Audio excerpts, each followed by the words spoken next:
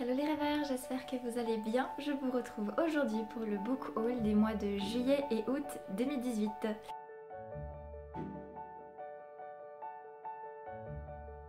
Alors, je n'ai pas fait de book haul pour le mois de juillet puisque j'avais 5 livres à vous présenter. Je trouvais que c'était un petit peu, enfin c'était pas assez, c'était trop peu. Donc voilà, je me suis bien rattrapée sur le mois d'août. Je n'ai même pas compté combien j'avais de livres à vous présenter, ce sera la surprise. Mais voilà, j'ai plein de belles réceptions, j'ai fait plein de jolis achats et j'ai hâte de vous montrer tout ça. Alors comme d'habitude, je vais commencer par le numérique. Mais avant ça, j'aimerais vous préciser, voilà, j'espère que je ne suis pas trop pâle, j'ai pas l'air trop fatiguée. Je tourne, comme je vous le dis, voilà, pendant des périodes où je peux, où j'ai le temps. Et là, je sors d'un week-end où j'ai fait 28 heures de travail en 3 jours, donc je suis un petit peu fatiguée. N'ayez pas peur, c'est normal, la motivation est là, mais peut-être que mon visage n'exprime pas tout à fait cette fraîcheur de vivre et cette motivation que j'ai pourtant. Donc, pour en revenir au livre en numérique que j'ai reçu ce mois-ci, enfin au mois d'août, parce qu'il n'y en a pas eu au mois de juillet, il y a eu donc le premier tome de la série Karma de Chris Red, donc Le secret des mères fondatrices en auto-édition. C'est de la science-fiction, c'est un genre que je ne lis pas habituellement, les trucs autour du karma c'est pas mon kiff, mais là j'ai voulu essayer parce que j'ai lu il y a quelques années maintenant un livre de Chris Red, Les 4 éléments, si je me souviens bien, je crois que c'était ça. Une ère nouvelle, je crois même que ça s'appelait. Le second titre c'était Une ère nouvelle et je n'avais pas apprécié. J'avais même pas terminé ma lecture parce que ça avait juste pas fait. Et l'auteur est revenu vers moi en lançant un petit peu le pari que voilà, il avait fait des progrès depuis et puis que peut-être j'allais voir ses progrès et que j'allais pouvoir apprécier une nouvelle histoire qu'il avait écrite depuis et qu'il avait bien travaillé. Donc voilà. J'essaye, je tente, on verra bien ce que ça donne. Le résumé m'a quand même bien attiré, ça avait l'air plutôt bien construit. On verra bien ce que ça donne, mais je vous en parle très vite puisque j'ai l'intention de le lire au mois de septembre. Après ça, je l'avais un petit peu prédit, j'ai craqué sur les tomes 2 et 3 de La dernière nymphe de Marjorie Burbeau, publié aux éditions Rebelle. Je crois que je vais mettre les images là. Alors, j'ai craqué parce que voilà, je vous l'avais dit, je risquais de craquer sur certaines suites et je me suis dit, bon, en fait, pourquoi pas. Donc j'ai pas résisté à l'envie, j'ai eu envie, voilà, ça fait un petit moment que l'envie de lire cette suite me trotte dans la tête. Donc maintenant c'est chose faite, je vais la lire puisqu'elle est dans ma palle et j'espère alterner assez régulièrement entre lecture papier et lecture numérique. Donc voilà, je vais pouvoir continuer cette série que je trouve extraordinaire. De la bitlit comme je l'apprécie, ce qui est rarement le cas. C'est plutôt pour moi du fantastique avec un petit peu de bitlit. Donc voilà, j'ai vraiment hâte de lire la suite et de pouvoir vous en donner, vous donner plus de détails sur tout ça. Mais je suis trop contente, j'ai trop hâte. Ensuite, voilà, je me suis procuré 2 livres en espagnol. Oui, ça fait très longtemps que je n'ai pas lu en espagnol. Ça fait longtemps que vous n'avez pas eu de bouquin en espagnol sur la chaîne. J'avais un petit peu largué l'idée de lire en espagnol, ça demande un gros effort. C'est plus lent pour moi de les lire, mais comme je me suis aperçue que je lisais plus vite en numérique, je me suis dit je vais tenter, j'ai pas envie de perdre ce que j'ai. Et effectivement, quand je vais en Espagne, après je suis un petit peu perdue, j'ai du mal à discuter parce qu'il me manque le vocabulaire, il me manque la conjugaison, ce que j'aimerais entretenir avec mes lectures. Donc, je suis allée sur la version espagnole d'Amazon et j'ai fait mes petites recherches sur des auteurs qui sont espagnols parce que c'est plus sympa de lire des auteurs espagnols que des auteurs anglophones ou francophones traduits en espagnol. Autant lire de la version originale. Le premier que je me suis pris, ça a été Mes Vuelves Loco de Isabelle Keats. Et je crois que ça va être une histoire d'opposés qui s'attirent, si je ne me trompe pas. Lui, il est bordélique, elle est super organisée. Et puis voilà, ils vont devoir soit cohabiter, soit travailler ensemble. Et j'aime bien ce genre d'histoire. Et voilà, je vous avoue que j'ai même un petit peu oublié le résumé une fois que je l'ai lu. J'ai juste vu qu'il y avait pas mal de bonnes critiques. J'ai fait exprès de prendre que des notes au-dessus de 4 et plus, 4 sur 5, histoire de ne pas trop... ouais, de partir sur des valeurs sûres. Et voilà, et le deuxième bouquin que j'ai pris, c'est Alguien que no esperas de Olivia Kiss. Alors là, par contre, je crois que ce sont 2 amis d'enfance qui étaient amoureux, qui ont fini par se séparer au niveau de l'université. Enfin, ils se sont jamais dit qu'ils étaient amoureux, hein, mais voilà, ils se sont éloignés. Et lui, il va la retrouver, elle, quelques jours avant son mariage. Mais ça le dérange un peu qu'elle se marie parce que les sentiments sont toujours là, tout ça. Donc on va voir ce que ça peut donner, ça peut être quelque chose d'intéressant. Il a reçu effectivement, celui-là aussi, beaucoup de bonnes notes. Donc je m'attends à ce que ça soit une bonne lecture. Le juste, lui, pour moi, c'est de passer un bon moment, un roman sans prise de tête. et que je puisse travailler mon espagnol. C'est tout, parce que je travaille mon anglais, je travaille mon français obligé, je ne travaille pas mon espagnol et c'est bien dommage. Après ça, je vais passer à un genre un petit peu particulier dans les formats papier puisque je me suis remise au manga pendant cette période, pendant ces mois d'été, ça m'a fait du bien. Et j'ai craqué pour deux sortes de mangas, enfin deux séries si vous voulez. Ça faisait un petit moment que je lorgnais sur la série Perfect World de Rie Haruga, donc aux éditions Akata, et je me suis d'abord procuré les deux premiers tomes avec un dessin que je trouve très joli. Donc en fait c'est l'histoire de Tsugumi et Ayukawa, j'arrive jamais à prononcer les mots japonais, c'est horrible. Voilà, qui vont en fait se retrouver, ils étaient ensemble au lycée, elle était secrètement amoureuse de lui et elle va le retrouver dans un cabinet d'architecte et lui est désormais en fauteuil roulant. Je ne sais plus pour quelle raison exactement, il a eu un accident et il est en fauteuil roulant. Mais les sentiments de Tsugumi, c'est ça? Ouais, c'est ça. C'est bien Tsugumi. J'ai toujours des problèmes avec les prénoms, je vous jure. C'est horrible. Tsugumi va retrouver Ayukawa et elle va. Je me suis surprise au début, c'est pas grave.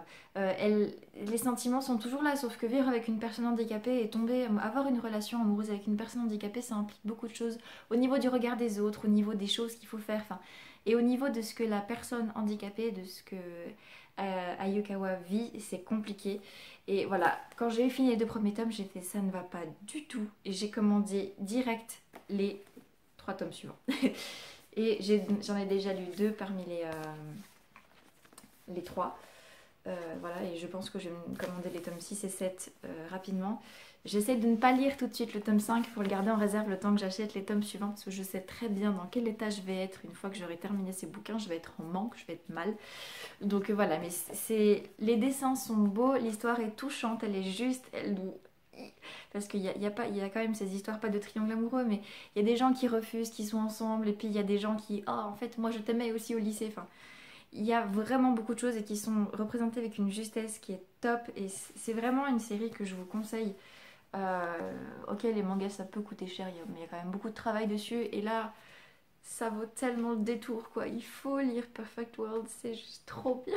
J'ai un petit coup de cœur pour cette série, et puis en plus ça parle du handicap qui est mon domaine dans le travail, enfin voilà, il faut lire, voilà, c'est tout, il faut.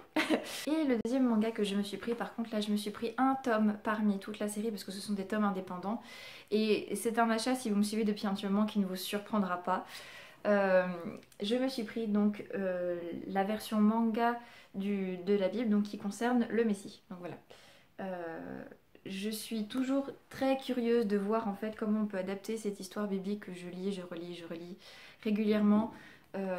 Et ça fait un petit moment, j'ai entendu beaucoup de bien sur ce manga. En plus, il est en couleur. Donc je suis juste très curieuse, je ne l'ai pas encore lu, je suis très curieuse de voir ce que je vais trouver, comment ça a été interprété graphiquement, comment ça a été modelé au niveau de l'histoire pour retracer ce qu'il y a dans la Bible. Et enfin, quel regard on peut apporter là-dessus, et je suis très très très curieuse et j'ai vraiment très hâte de le lire. Celui-là par contre il reste dans ma palle pour l'instant, je le lirai au bon moment parce que j'ai envie de le savourer à chaque page et à chaque dessin. Voilà, mais il y a plusieurs tomes. Là, il y a la mutinerie, les magistrats, les messagers et la métamorphose. Qu'est-ce que c'est que la métamorphose? Est-ce la fin? Oh!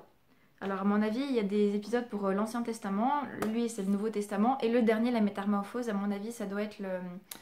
Comment ça s'appelle? L'Apocalypse selon Saint Jean. Donc à mon avis, il doit y avoir, voilà, du coup je vais déjà essayer avec le Messie et ensuite je plongerai dans l'Ancien Testament et dans la transformation, donc dans l'Apocalypse. Je suppose que c'est ça, je n'ai pas regardé. Mais voilà, il y a 5 tomes en tout dans cette série de mangas qui peuvent se lire indépendamment et je suis juste très curieuse et très enthousiaste à l'idée de pouvoir commencer et de lire la suite après. Passons maintenant vraiment aux romans papier, voilà ceux que j'avais envie de vous montrer depuis un petit moment. Si vous me suivez sur Instagram, normalement vous avez vu apparaître tous les bouquins en fait que j'ai reçus. Quand je les ai reçus, je les ai mis en story. Généralement, j'ai partagé avec vous que j'ouvre les paquets, les choses comme ça en live. Et voilà, le premier que j'ai reçu. Et là, je sais, je fais durer le plaisir, mais en fait, je sais que Caroline est là à me regarder et elle attend impatiemment que je montre son bouquin. Donc voilà, j'ai reçu enfin, le tome 3 de Croissant de Lune de Caroline Daniel. donc le grimoire chez Anyway Édition. Si vous ne saviez pas, je l'ai déjà dit dans d'autres vidéos puisque j'étais aussi publiée chez Anyway Édition. Anyway a fermé ses portes et ce livre-là a été le dernier publié par la maison d'édition. Je pourrais même dire cette brique-là, il est énorme. Il est énorme ce truc. Et Caroline a passé beaucoup de temps à travailler dessus, que ça soit sur le livre en lui-même, enfin sur l'histoire en elle-même, ou sur le travail éditorial. Donc voilà, il y a eu vraiment du boulot derrière. C'est une série que j'aime d'amour depuis le début. Le premier tome m'avait bluffé, le deuxième tome m'avait laissé... Elle écrit trop bien, elle est précise dans ce qu'elle fait, en même temps elle nous embarque. Et je suis impatiente de lire ce tome 3, j'ai juste peur de ne pas me souvenir assez bien des 2 premiers tomes pour ne pas l'apprécier à sa juste valeur. Mais auquel cas j'irai guigner des informations auprès de Caroline, prépare-toi. Et voilà, je suis impatiente de retrouver les personnages. C'est une histoire, si vous ne connaissez pas, je vous en parle quand même, même si elle n'est plus publiée, qui est basée sur les sentiments, et les sentiments que les personnages éprouvent leur donnent des capacités, si vous voulez. Voilà, l'empathie qu'ils ont, ressentir de la colère ou de l'amour leur permet de dégager une forme de pouvoir. Voilà, et ce sont des enfants de la lune quelque part, et voilà, c'est hyper puissant, c'est hyper fort, et Caroline arrive très très bien à manier tout ça, donc je suis juste hyper fan. Et c'est vraiment dommage que vous puissiez plus avoir accès à cette série parce qu'elle est vraiment topissime. Mais voilà, j'ai pu avoir mon exemplaire avant que la maison ne ferme. En plus de ça, il est dédicacé. C'est trop bien. Et voilà, et je suis ravie de pouvoir le lire. Et voilà. Je suis en amour devant ce bouquin, devant cette brique, devant cette histoire que j'ai hâte de lire. Voilà, je vais me répéter, mais je me répète déjà depuis un moment, mais c'est pas grave. Voilà. Alors là, je vais vous présenter, un achat qui était prévu, que je vous avais prévenu dans une des dernières vidéos que j'allais le faire. J'avais dit que je risquais fortement cet été de craquer pour les tomes 2 et 3 de la saga Library Jumpers de Brenda Drake. Et j'ai craqué sur les tomes 2 et 3 de la saga Library Jumpers de Brenda Drake aux éditions Lumen. Donc pour le tome 2, La Gardienne des Mensonges, et le tome 3, La Briseuse d'Illusions. Je sais pas ce que vous en pensez, mais voilà, les couvertures sont juste trop jolies. J'ai d'abord acheté le tome 2 au mois de juillet et le tome 3 au mois d'août. Caroline, Daniel, encore une fois, m'ayant fortement incité à prendre le tome 3 alors que j'avais déjà le tome 2. C'est bien les copines qui vous incitent à faire des achats livresques. Voilà, j'ai juste super hâte de pouvoir lire cette suite. On a dit beaucoup de bien, on m'a dit que c'était vraiment à la hauteur du premier, que j'ai vraiment apprécié. C'est de l'imaginaire comme je l'aime. Alors j'espère que je vais juste m'éclater en le lisant. Et puis voilà, j'ai juste hâte de me replonger dans cet univers-là. Et en même temps, j'ai pas envie de le quitter. Donc j'ai hâte et pas envie. Voilà, c'est la recette d'une bonne série. C'est un peu prise de tête, mais c'est pas grave. Voilà. En juillet, j'ai eu aussi une réception d'un livre que j'ai envie de lire depuis... Je sais même plus si c'était en juillet ou en août. Je suis de toute façon en train de raconter une bêtise. Bref, entre juillet et août. C'est un livre que j'ai envie de lire depuis que je sais que voilà, enfin... Je connais l'auteur depuis un petit moment. On était dans la même maison d'édition avant. Et je sais qu'elle écrit très très bien. Je n'en ai aucun doute. Et du coup, j'ai envie de lire toutes ces histoires. Et je vais enfin vous présenter le livre, promis. J'ai donc reçu le premier tome de Rosen aux éditions Plume Blanche de Laetitia Danaï. Donc, pardon, je commence peut-être à être fatiguée, c'est pas grave.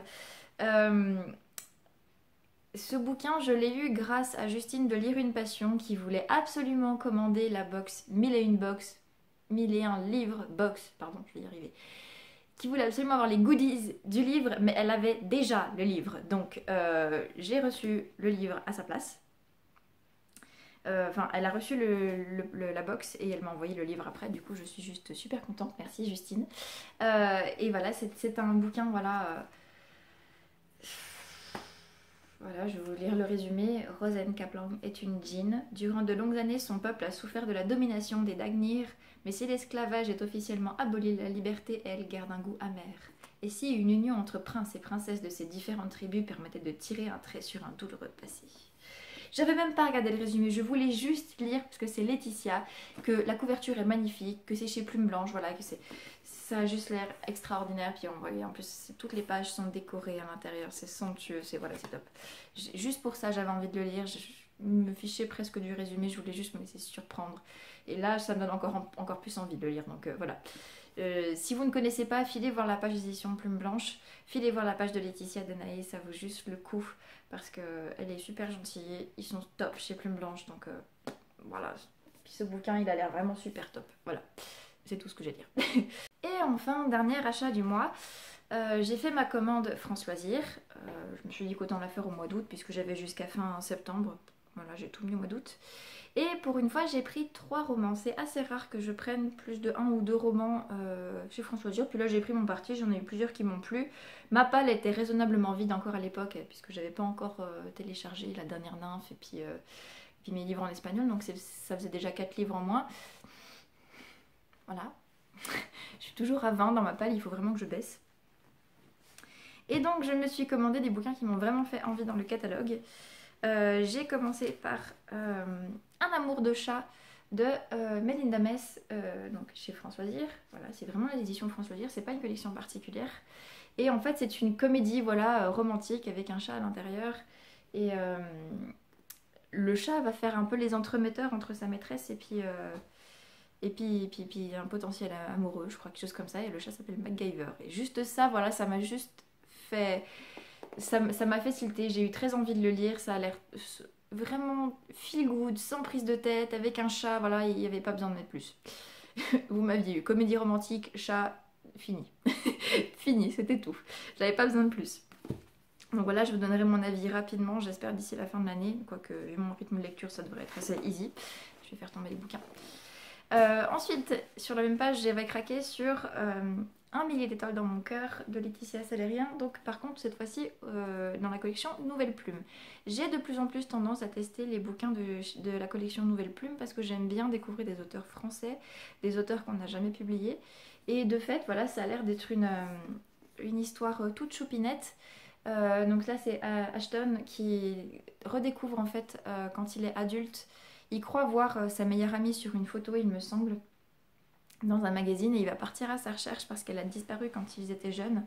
Et il veut aller sur ses traces et il va même réussir à devenir la coloc de cette Madison qui ne le reconnaît pas. Je crois que ouais, c'est ça, enfin qui ne le reconnaît pas, mais peut-être que voilà, il va se passer quelque chose. Et ça, le titre était super poétique, la couverture choupinette, le résumé m'a juste donné super envie de le lire. Donc j'espère que ça correspondra à ce que je peux attendre quelque part sans trop le vouloir de cette lecture. Et dernier, alors là par contre je pense que ça va sourire dans les chaumières pour ceux qui me lisent. Peut-être que certains attendaient que je le lise depuis un petit moment, je n'en sais rien. C'est un bouquin dont j'ai entendu parler sur Bookstagram et sur Facebook un peu partout, que ce soit en français ou en anglais. Je l'ai entendu partout. Et finalement je me suis dit, j'ai envie de me faire mon avis. Peut-être que je ne vais pas apprécier, on verra. Je me suis pris le premier tome de Un palais d'épines et de roses de Sarah J. Maas. Donc là voilà, c'est la version France Loisirs. C'est une jolie brique aussi, il me semble. 500 pages, oui, je vais m'amuser. Et c'est de la fantaisie, voilà, j'en entends vraiment beaucoup de bien. Il y a beaucoup de fanarts qui sont faits dessus, il y a beaucoup de goodies, il y a beaucoup de choses. Donc je me demande ce qui peut déclencher autant d'engouement. Et j'ai juste envie de me faire mon idée, peut-être que ça passera pas, je ne sais pas. Je suis généralement assez mauvais mouton pour ça, donc j'ai tendance à pas trop suivre l'opinion générale. Et ça fait un peu bizarre de me tenir comme ça, mais c'est pas grave. Voilà, j'ai même pas trop lu le résumé, il me semble. Si, je crois que je l'ai lu il y a un moment, mais voilà, l'occasion s'est présentée de l'acheter. Il était dans ma wishlist depuis de longues semaines, donc j'ai pas trop réfléchi. J'ai hâte de le lire et pour pouvoir me faire vraiment mon idée et comprendre pourquoi il y a un tel engouement autour de cette saga. Voilà. Et voilà, ce sera tout pour ce bilan de mes acquisitions de cet été, donc de juillet et août 2018. N'hésitez pas à me dire s'il y a des bouquins qui vous font envie, en numérique, en manga, en papier. N'hésitez vraiment pas, on partage comme d'habitude. J'espère que cette vidéo n'aura pas été trop longue, que je n'aurai pas trop papoté et que je n'aurai pas eu un regard trop fuyant, trop fatigué, tout ça. C'est vraiment que je commence un peu à me poser, donc voilà, je m'excuse d'avance si c'est un petit peu bizarre et s'il y a eu quelques moments un peu de flottement. Voilà, je ne sais pas, je n'ai pas encore revu la vidéo, donc j'espère juste que ça va. J'espère que ça va, que vous avez passé un bel été. Je vous présente bientôt normalement je devrais tourner entre demain et après-demain le bilan lecture. J'ai pas mal de choses à vous présenter sur le mois d'août, j'ai lu pas mal de choses et des bonnes choses, des choses qui ne sont pas dans mes habitudes, donc j'ai envie d'en discuter avec vous et ben, n'hésitez pas à me dire ce que vous avez reçu aussi pendant ces 2 mois. Ce que vous pensez encore une fois des bouquins que je vous ai présentés, si vous avez fait des découvertes ou s'il y a des bouquins au contraire que vous connaissiez très bien. On échange avec plaisir, j'essaye de répondre au mieux à vos commentaires et en attendant, je vous souhaite d'excellents rêves, qu'ils soient en mots ou non, et je vous fais plein de poutous.